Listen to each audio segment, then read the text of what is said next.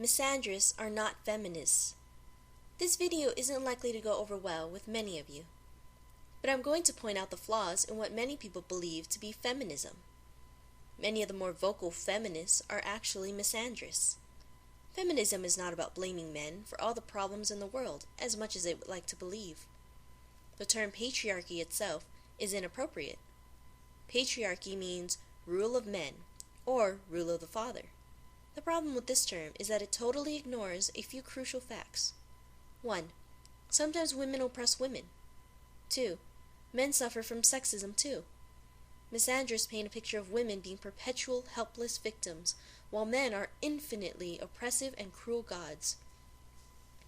They say when a woman does something bad, it's because she is a victim of the patriarchy and has been brainwashed into internalized the impression as if she is a puppet on the strings of men.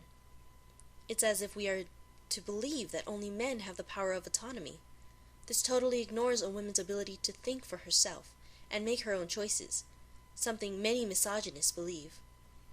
If women are to be empowered, it must start with taking accountability for oneself. Constantly thinking of oneself as nothing more than a victim stunts the ability to grow as a person. It's an extremely passive and self-pitying way to live. Women must not think of themselves this way. No one should. If we want our daughters to grow up into healthy, confident, and competent individuals, we need to encourage them to think of themselves in a positive light and as full of potential.